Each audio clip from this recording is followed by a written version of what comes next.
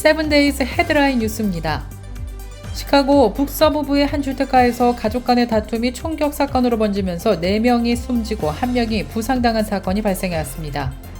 시카고 경찰은 지난 9일 오전 4시경 크리스탈레이크의 조용한 주택가에서 잇단 총성이 울려 출동했으며 가정집 내부에서 총격 부상으로 사망한 채 쓰러져 있던 여성 피해자 3명을 발견했고 또 다른 여성 1명과 남성 1명은 위독한 상태로 병원에 이송했다고 밝혔습니다. 그러나 이동 중에 남성은 숨진 것으로 조사되었습니다. 경찰은 가정 내 불화로 이어진 총격 사건으로 보고 조사 중이라고 덧붙인 가운데 총을 난사한 용의자는 현장에서 사망한 것으로 추정된다고 경찰은 전했습니다. 하와이 제도에서 발생한 대형 산불로 열대 섬의 인기 관광 명소가 잿더미로 변했습니다. 하와이주 마우이 카운티는 어제 홈페이지와 소셜미디어에 긴급 알림과 보도자료를 내고 지난 화요일과 수요일 새벽 마우이 섬에서 신고된 산불이 곳곳으로 확산하고 있다면서 위험지대 주민에게 대피령을 내렸다고 전했습니다.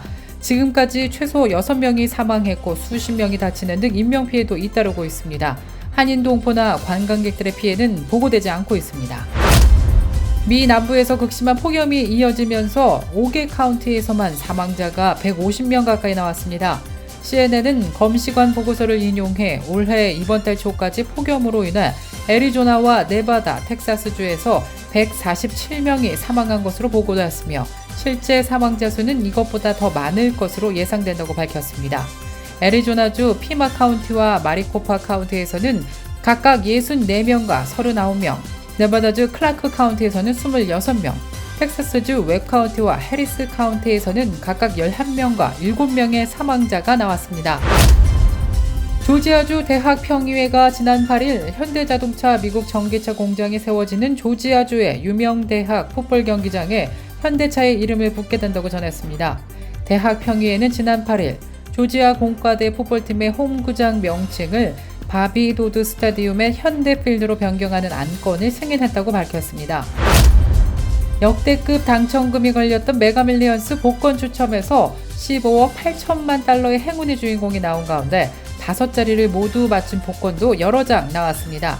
일리노이주 복권국은 메가밀리언스 복권 추첨에서 텍사스주 2장을 비롯해서 캘리포니아주와 펜실베니아, 웨스트버지니아, 플로리다, 노스캐롤라이나주 등에서 모두 7장의 5자리를 맞춘 복권이 판매됐다고 밝혔습니다.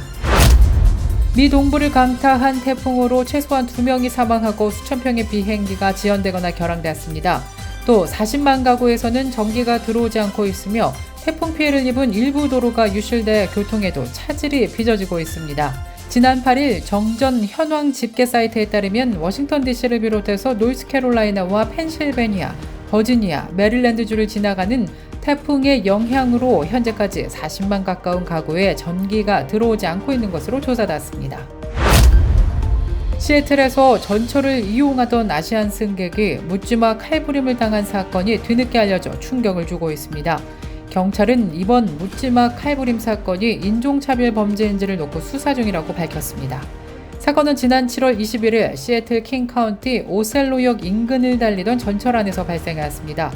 올해 41살의 이시마일 브라운이 전철 뒷자리에 앉아있던 올해 51살의 팀비 팜에게 다가가 흉기로 마구 찌르기 시작했습니다.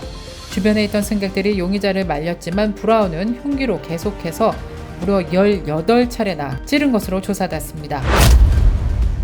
세계 전역에서 기후변화에 따른 극단적 기상현상이 동시다발적으로 발생하고 있습니다. 중동에서는 기온이 50도 선을 넘어서는 살인적 더위가 기록되었으며 북유럽 등지에서는 이례적인 폭우로 피해가 속출하고 있는 것으로 조사되었습니다. 바그다드에서는 거의 매일 섭씨 50도에 육박하는 기온이 나타나고 있습니다. 기후변화에 따른 극단적 기상현상이 증가하고 있습니다. 이상 오늘의 주요 뉴스입니다.